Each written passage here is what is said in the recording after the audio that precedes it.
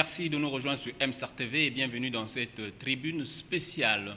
Nous allons parler de la maladie du diabète avec au centre une initiative inédite, la construction d'un centre de prise en charge des malades du diabète à l'hôpital général de Louangélie, Diabespace. C'est donc l'initiative du Lions Club de Pointe-Noire. Un projet qui fait l'objet d'une campagne de contribution volontaire appelée Campagne 500. Nous allons donc en savoir un peu plus avec mes invités sur ce plateau. Le président Lions Club Pointe-Noire Espérance, M. Mavekono Mbutsumu, bonjour. Bonjour, cher ami journaliste. Puis notre expert en santé, le docteur Malonga. Vous êtes chef de service de diabétologie à l'hôpital général de Louangélie. Bonjour. Bonjour. Voilà donc le plateau qui est déjà prêt. Nous allons commencer la première question avec le président Mavekono. Alors, président, est-ce que nous pouvons avoir une idée sur votre structure humanitaire, le Lions Club? C'est quoi? Alors, merci, cher ami journaliste. Je vais définir le Lions Club en deux mots. Ces mots, je les emprunte de notre gouverneur, Constant Serge Ebede, qui définit le Lions Club comme étant un groupe d'hommes et de femmes humanistes et engagés. Alors, il faut bien qu'on aille en profondeur pour savoir c'est quoi un humaniste et c'est quoi être engagé.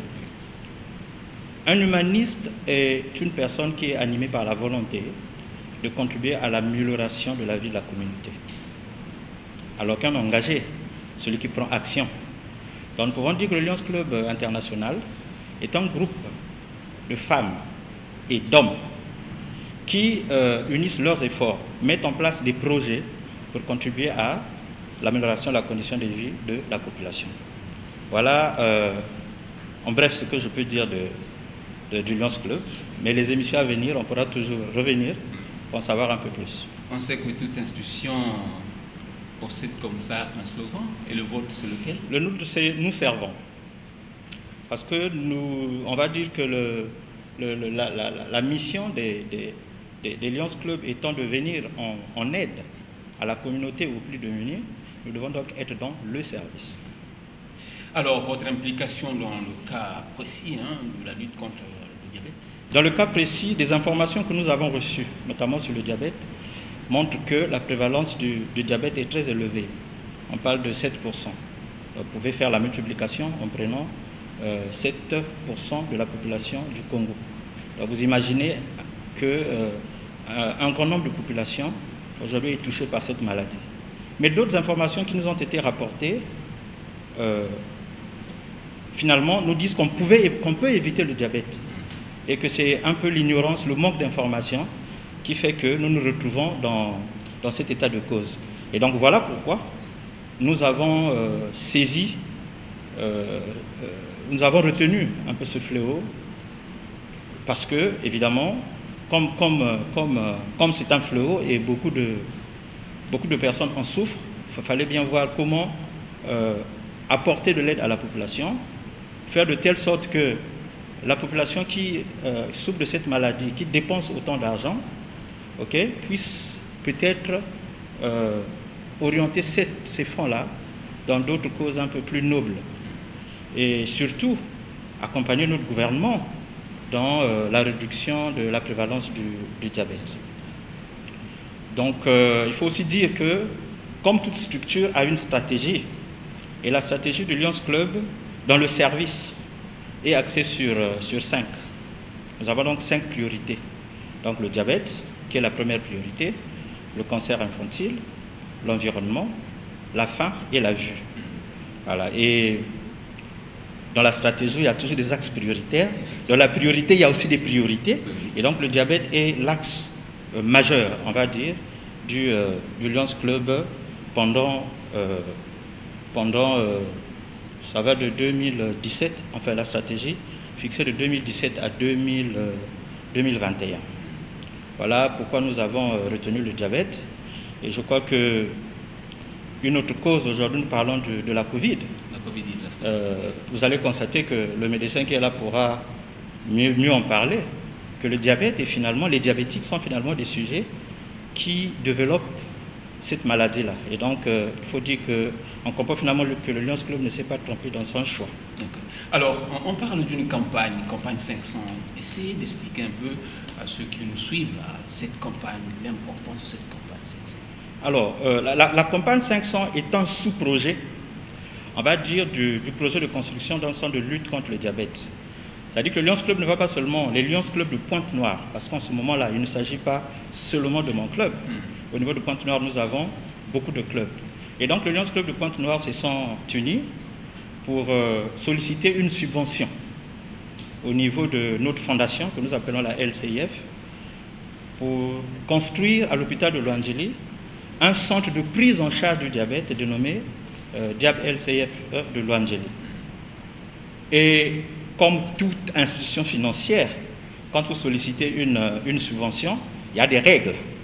Et donc, l'une des règles de la LCIF, c'est d'exiger au club qui sollicite la subvention d'apporter un quart, d'apporter une contrepartie d'un quart.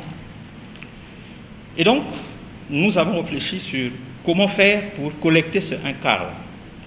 Parce que, enfin, pour collecter ce quart, j'allais dire.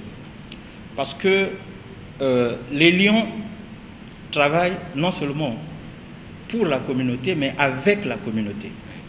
Et donc, pour nous, c'est une façon non seulement de sensibiliser la population de Pointe-Noire sur cette œuvre majeure qui est en train de se développer au niveau de l'hôpital de Loandjili, mais aussi de collecter ce quart. Et donc, voilà pourquoi nous avons mis en place ce projet que nous avons appelé Campagne 500, pour que la population nous accompagne. Parce que nous pensons que 500, c'est un montant que tout Congolais peut donner pour qu'ensemble, nous puissions mettre au niveau de Loandjili un centre de prise en charge du diabète qui viendra en aide aux populations qui souffrent du diabète. Alors, docteur Malonga, avec vous, j'ai beaucoup de questions puisqu'il s'agit du diabète. Okay. Beaucoup de personnes de Ponténégrins ne sont pas informées ou ne savent pas réellement ce que c'est, cette maladie. Nous vous demandons de définir cette maladie qu'est le diabète. Ok, merci pour la parole. Vous savez que pour moi, parler du diabète est une priorité parce que je vois les diabétiques tout le temps. Et je connais ce que ça représente d'être diabétique aujourd'hui, donc dans le présent, et aussi la projection dans le futur. Et je sais aussi que prévenir tant la survenue du diabète que encore les complications du diabète, en fait, en est une priorité.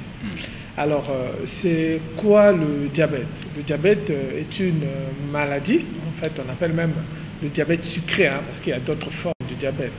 Donc, nous, ici, nous parlons du diabète sucré. Voilà. Donc, le diabète sucré, c'est une maladie chronique qui se caractérise, qui se manifeste par une augmentation de la quantité du sucre dans le sang. À savoir que chaque personne, hein, dans son sang, il y a du sucre. Hein. Le sang, il y a beaucoup de choses. Il y a de l'eau, il y a du sel, il y a du calcium. Enfin, il y a beaucoup de choses qui se trouvent dans le sang. Et le sucre aussi est présent, mais à une quantité bien définie.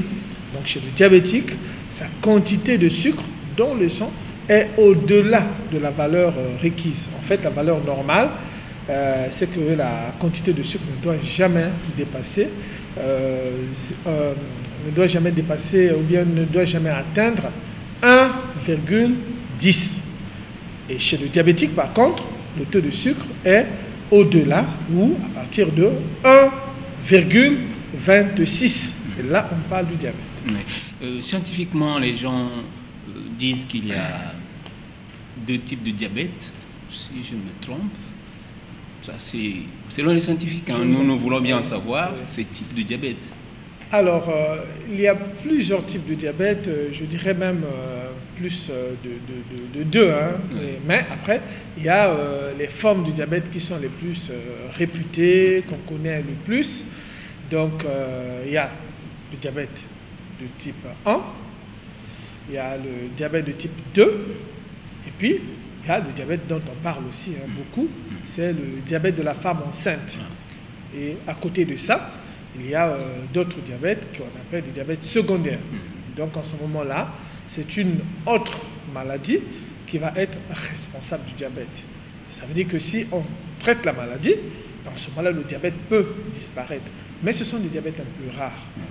Et donc quand on parle de la pandémie, l'épidémie du diabète concerne essentiellement le diabète de type 2. Donc voilà. Et qui se caractérise comment?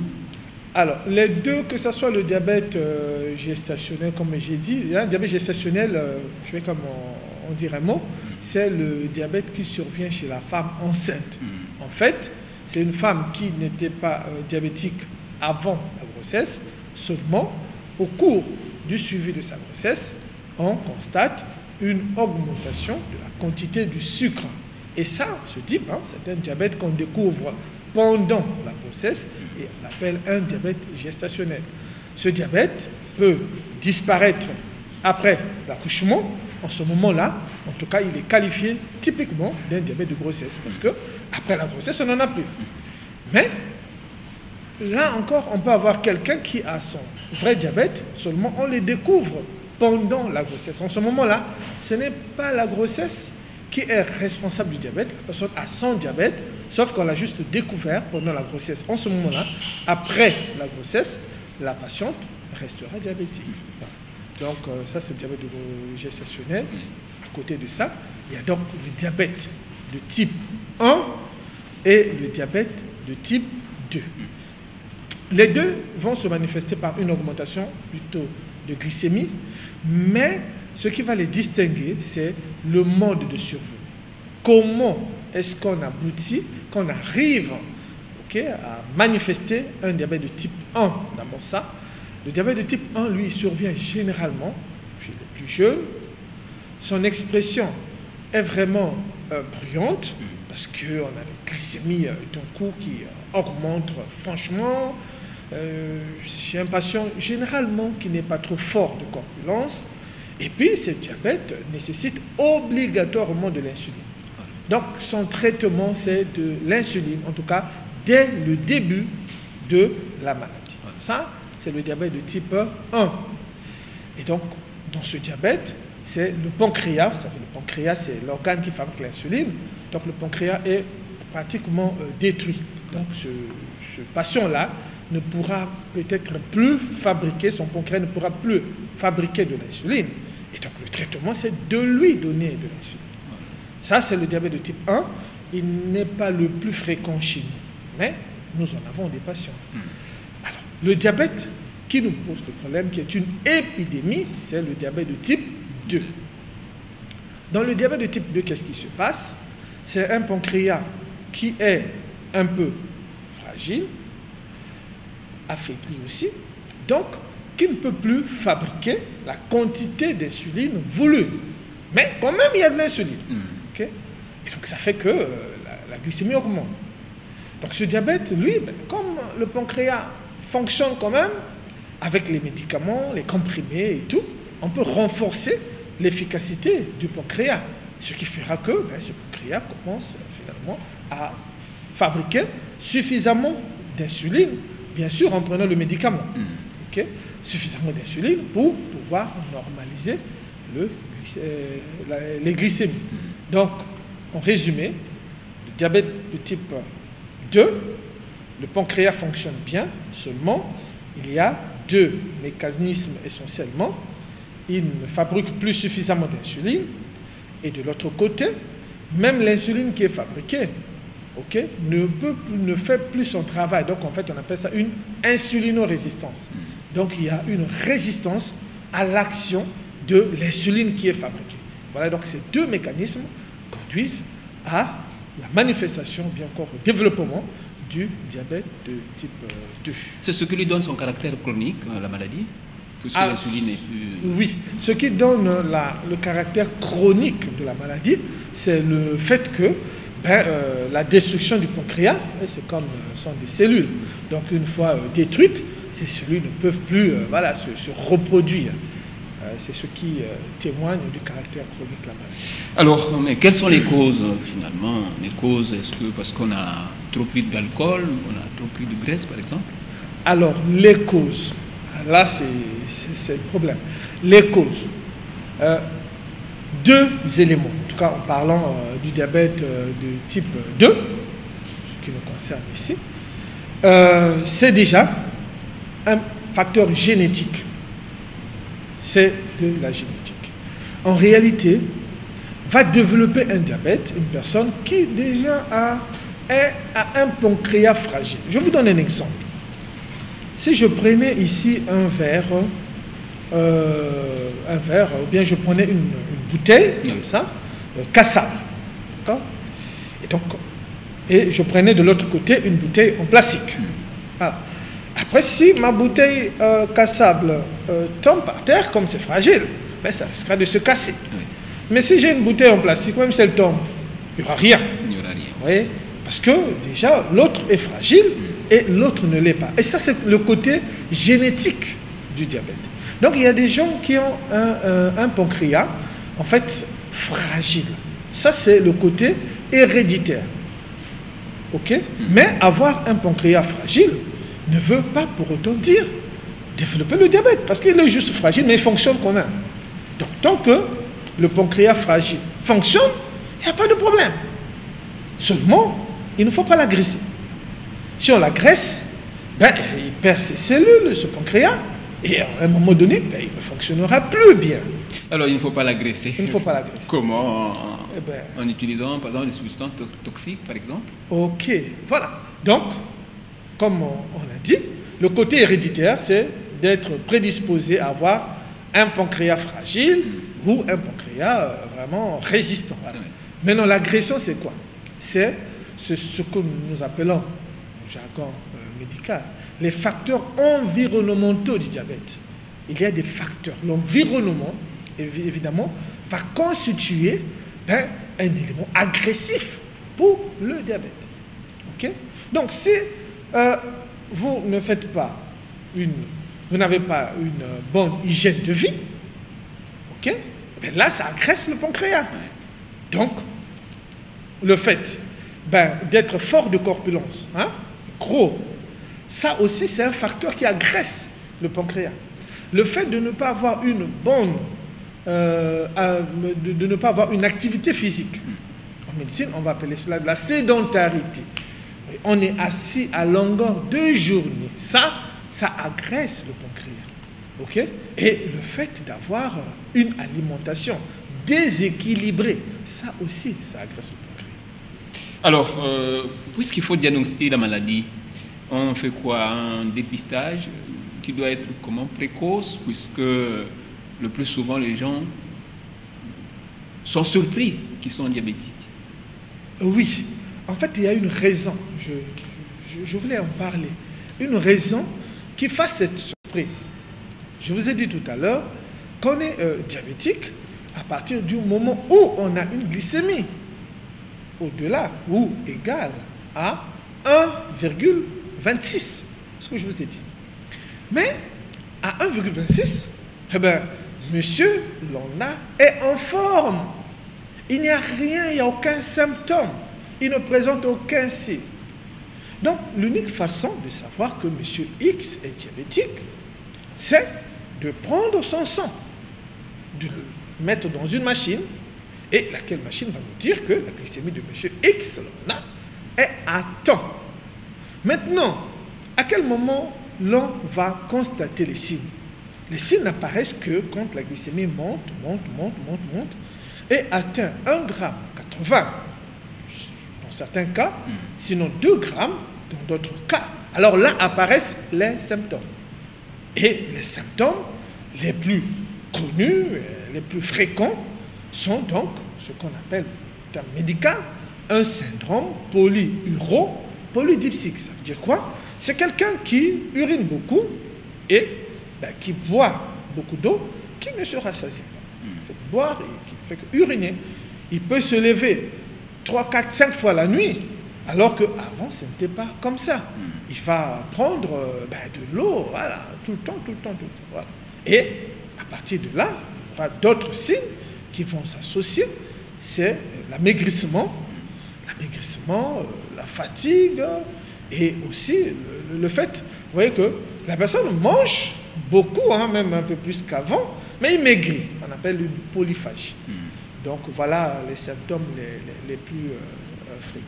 Alors donc là, il faudrait voir le médecin.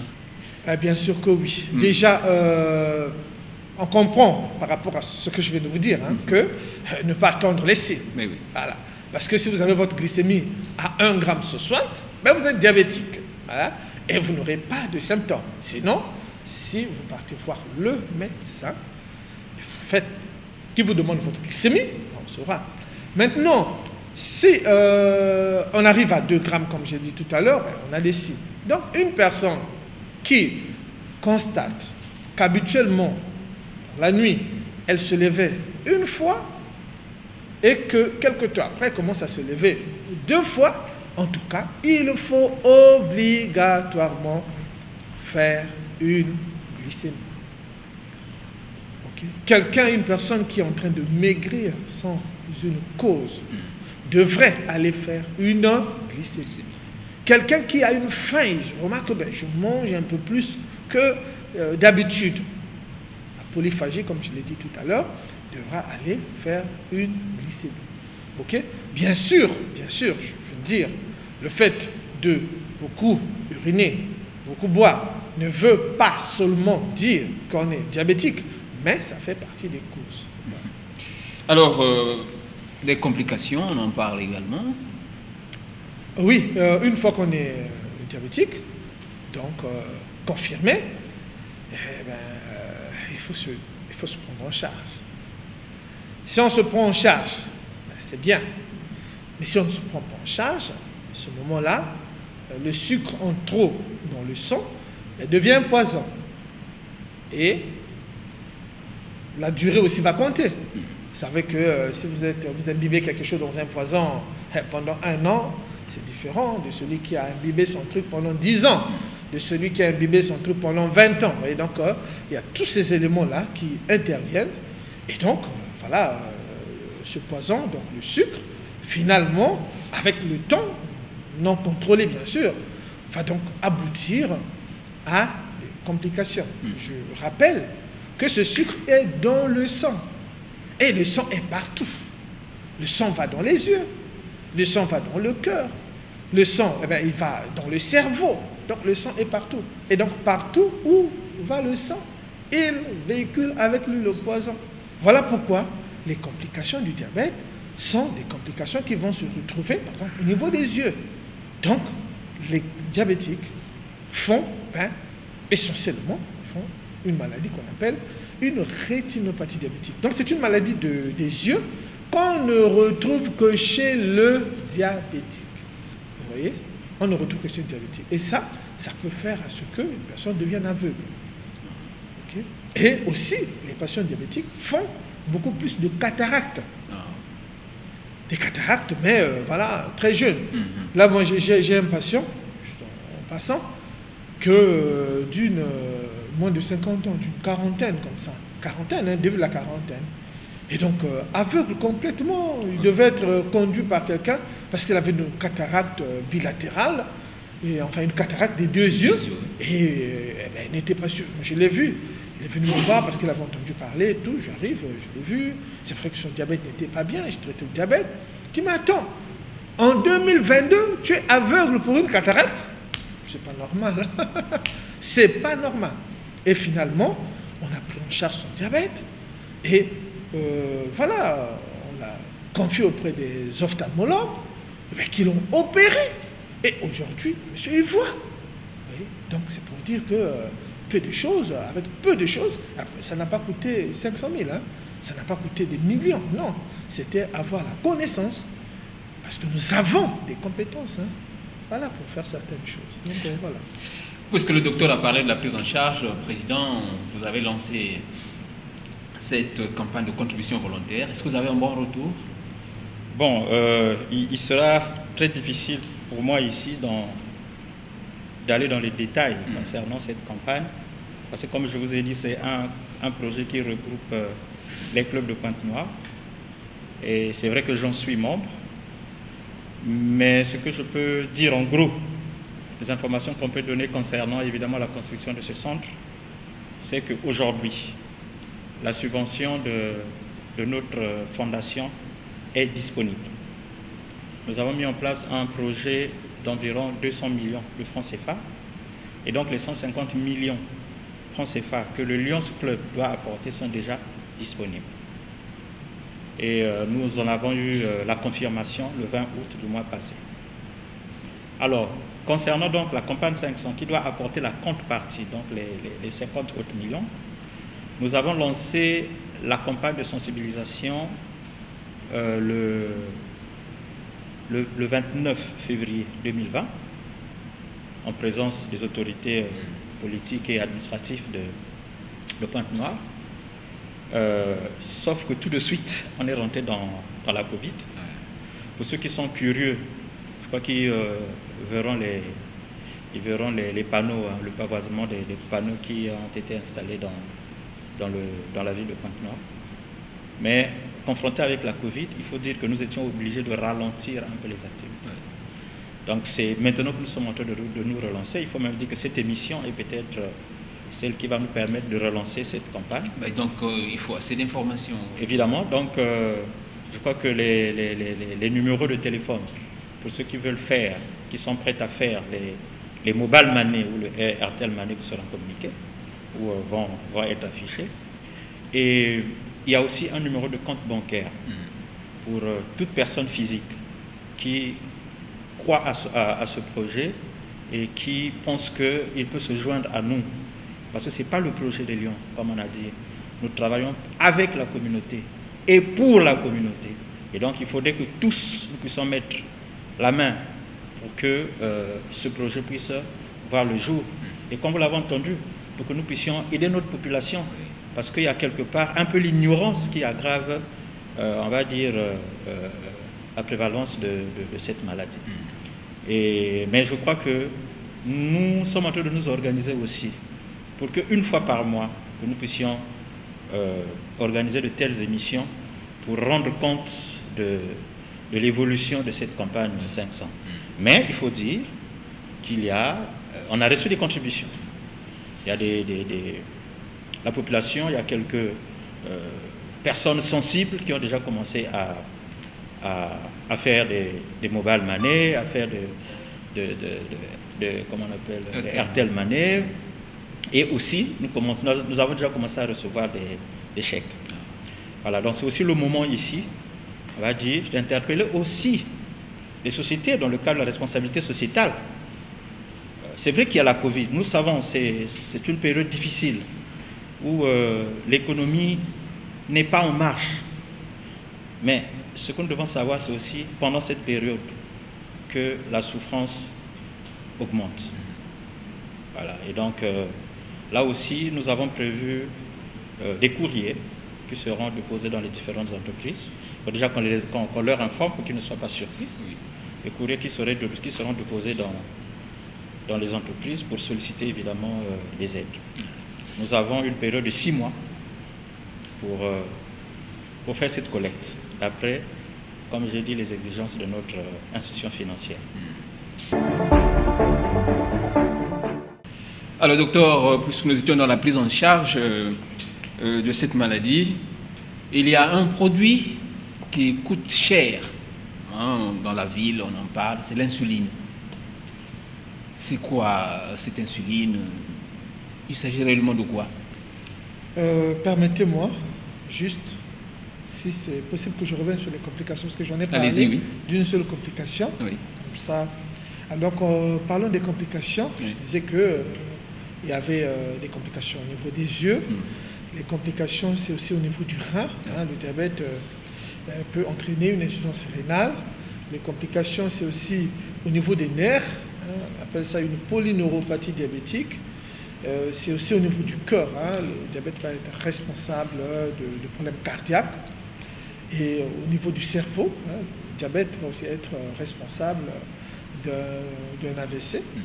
Et aussi des complications au niveau des pieds. Vous savez, la fameuse complication dont on parle, hein, le pied diabétique, hein, qui fait que une plaie vraiment parfois minime chez le diabétique peut très mal évoluer. Et puis bon, voilà, au pire des cas, en tout cas quand la prise en charge n'est pas précoce et quand elle n'est pas adaptée, hein, ça peut conduire à une amputation. Voilà.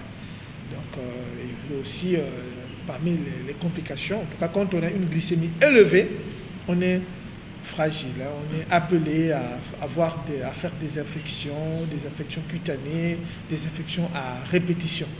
Hein, voilà, par rapport même à la condition actuelle, hein, l'épidémie qui est en cours, vous allez voir que les patients diabétiques sont des personnes ayant donc des comorbidités.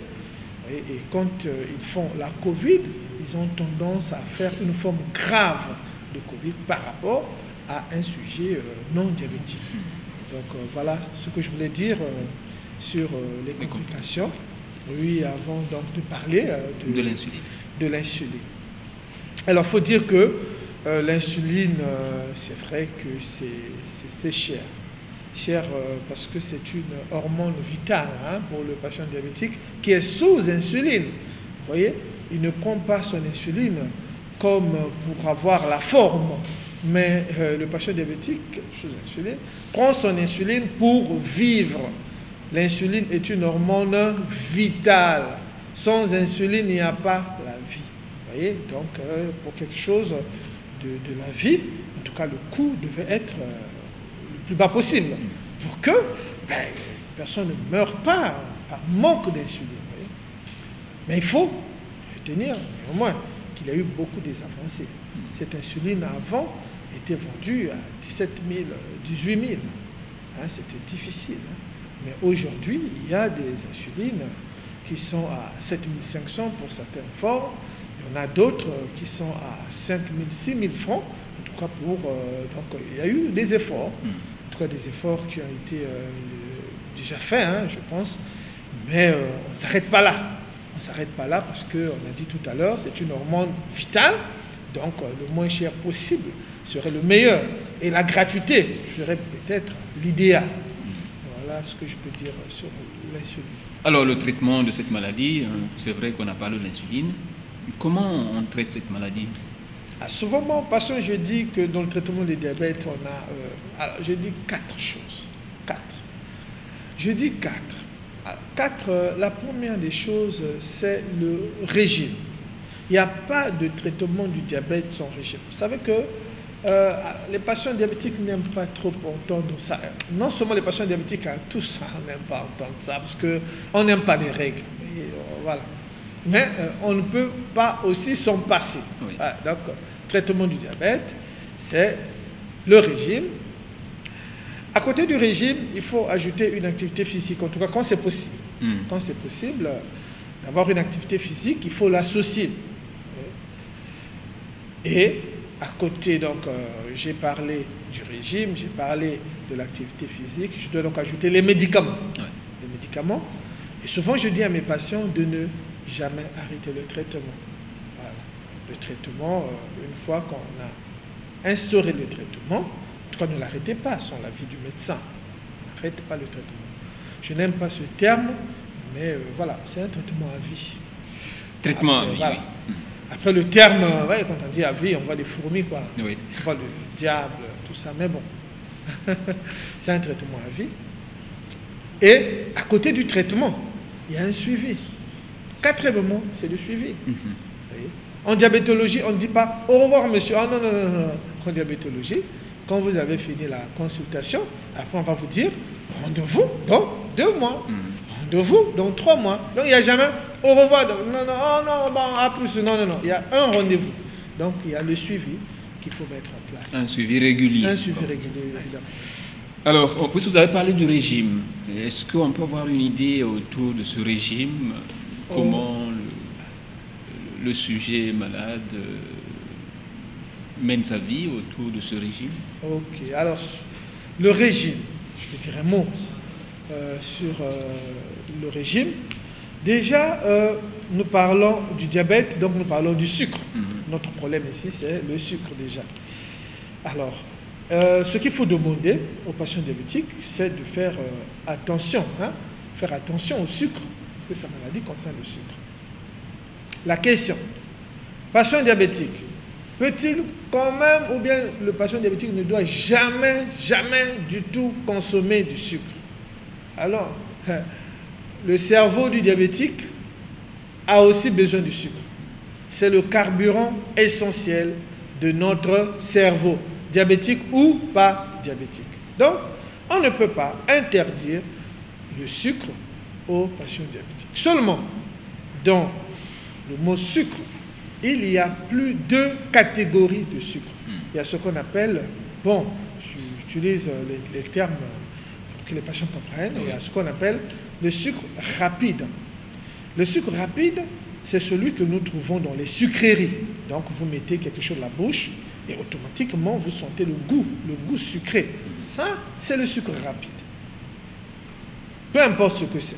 Après, quelqu'un va me poser la question, dit, oh, mais est-ce que le beignet, le beignet, quand vous le mettez dans la bouche, vous avez le goût sucré.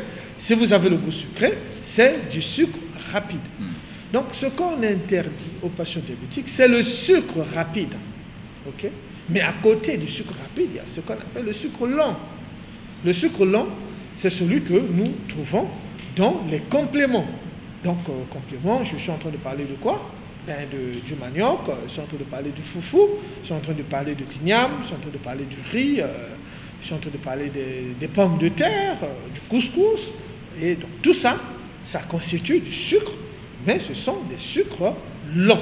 Et voilà le sucre du diabétique. C'est là qu'il doit prendre sa portion de sucre pour le fonctionnement de son cerveau. Seulement, il ne faut pas exagérer. Si vous prenez trop de sucre, la glycémie obligatoirement va augmenter. Donc, le sucre, oui, mais c'est un problème de quantité. Donc, à côté du sucre, il y a aussi dans notre alimentation, nous avons des protéines. Les protéines, c'est vraiment capital pour le fonctionnement de l'organisme et tout. Et donc, ces protéines, on va donc les trouver dans le poisson, dans la viande, qu'elle soit rouge ou qu'elle soit maigre. On va trouver les protéines dans les œufs.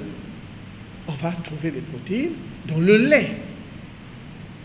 Et aussi, il y a certains végétaux qui ont aussi des protéines, comme riches en protéines, comme le haricot et tout ça.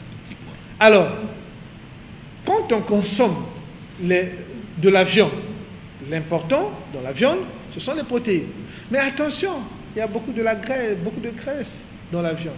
Donc, si vous prenez la chair, partie charnue de la viande, il n'y a pas de problème. Si vous prenez votre viande rouge, donc la volaille, le poulet, si vous prenez la partie charnue du poulet, il n'y a pas de problème. Okay, donc, en consommant cela, il faut savoir que dans les aliments qui nous donnent des protéines, il faut faire attention à la graisse qui s'y trouve. Et si vous voulez consommer les œufs, bien sûr que c'est riche en protéines, mais attention, les œufs sont aussi riches en cholestérol. Okay? Donc si la personne a un problème aussi de cholestérol élevé, en ce moment-là, on va lui demander vraiment de limiter la quantité des œufs, au moins 2 à 3 par semaine. Okay? Et puis, pour terminer, le lait, c'est riche en protéines, seulement le lait est aussi riche en graisse. Voilà pourquoi. Et aussi pour les fabricants qui fabriquent le lait en poudre, ils y associent du sucre rapide. Okay? Donc, qu'est-ce qu'on demande aux patients diabétiques? Prenez votre lait, mais prenez-le sans sucre. Et prenez-le demi-écrémé, ça veut dire qu'on enlève une partie de graisse, ou carrément écrémé.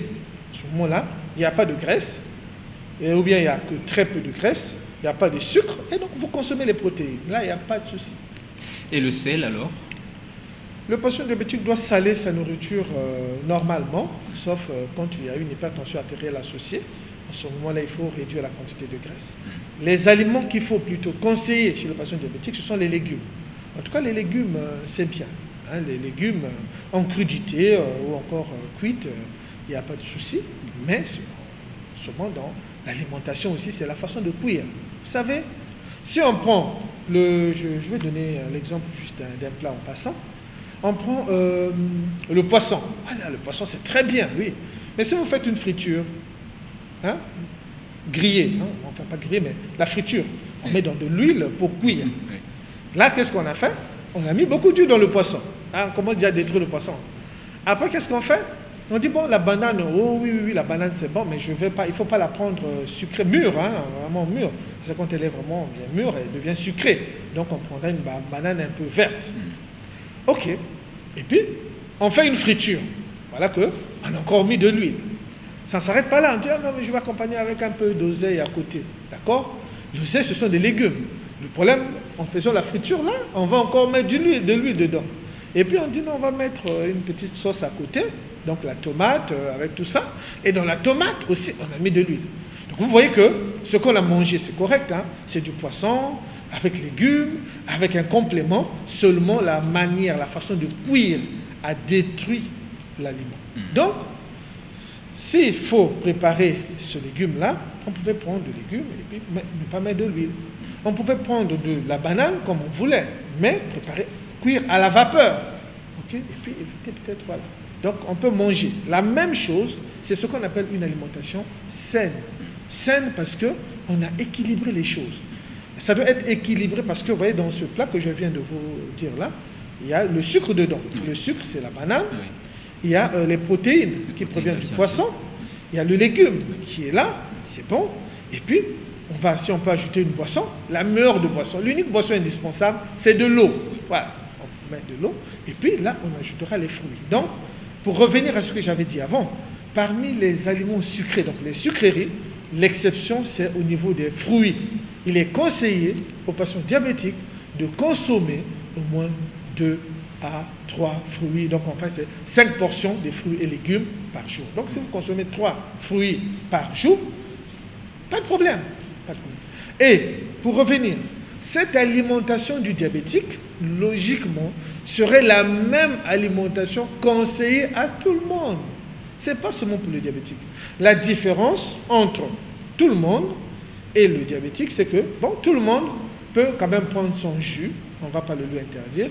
Tout le monde peut légèrement sucrer sa nourriture, on ne va pas le lui interdire. Seulement, c'est comme ça que nous devrions tous manger, en tout cas si nous voulons éviter la survenue du diabète.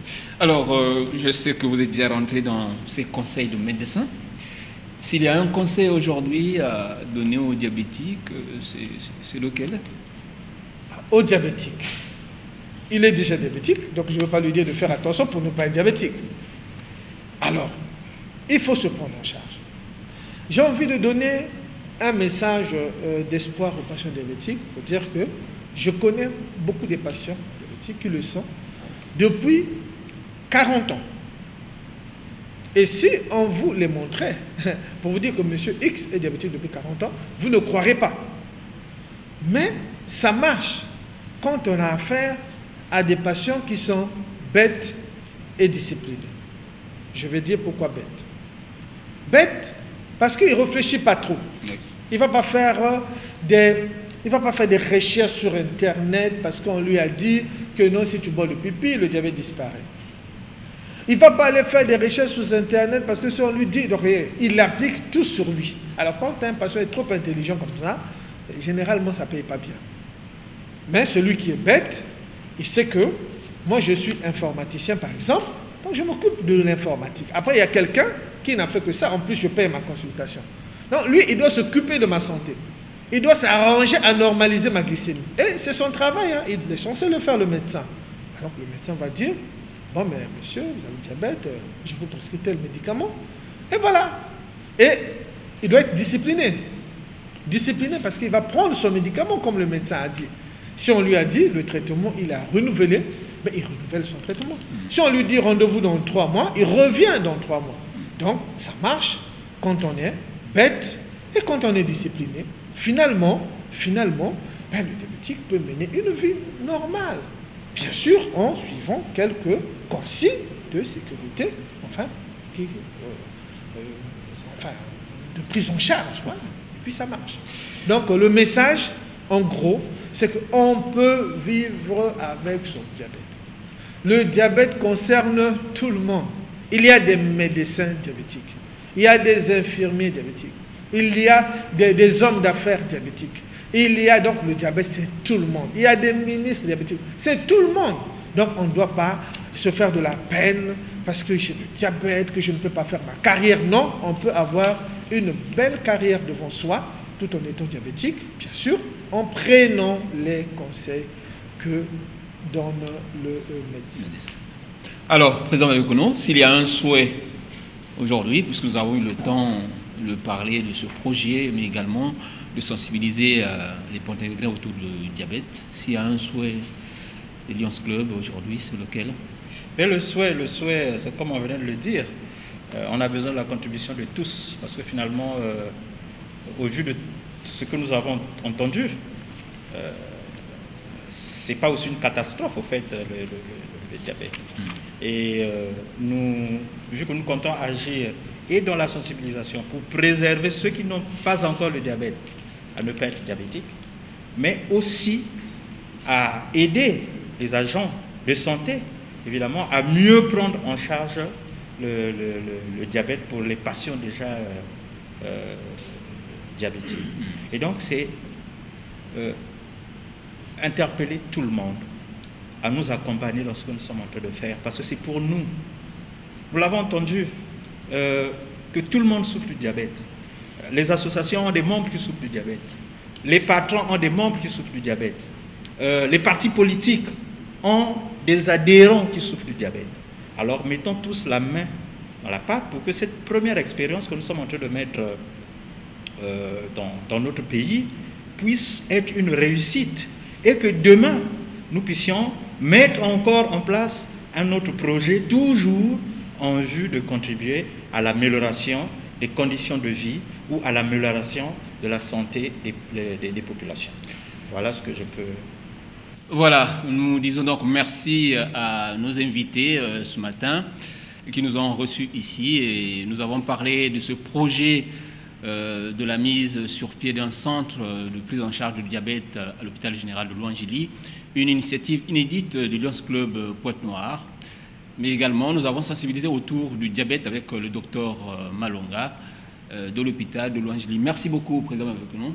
Merci, cher ami journaliste. Mais merci, docteur Malonga. Cher ami journaliste, avant de terminer, je souhaiterais qu'on rende quand même hommage à l'un des acteurs qui nous a accompagnés dans ce projet jusqu'ici et qui malheureusement a rendu l'âme à l'hôpital de Louangili.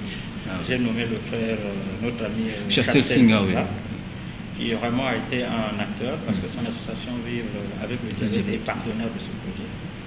Et d'ailleurs, il faut dire que le paiement de cette émission a été réalisé par l'association Vivre avec le diabète. Donc, je voulais quand même à le dire parce qu'il faut toujours remercier tous ceux qui apportent leur pierre à l'édifice. Oui. Il a été le président de cette association. Évidemment. Oui. Alors, merci à tous ceux qui nous ont suivis. À la prochaine occasion, les Lions Club ont promis produire des émissions de ce genre pour sensibiliser la plus grande partie de la population autour de cette maladie, le diabète, mais aussi autour de ce projet. Merci et à très bientôt sur MCRTV.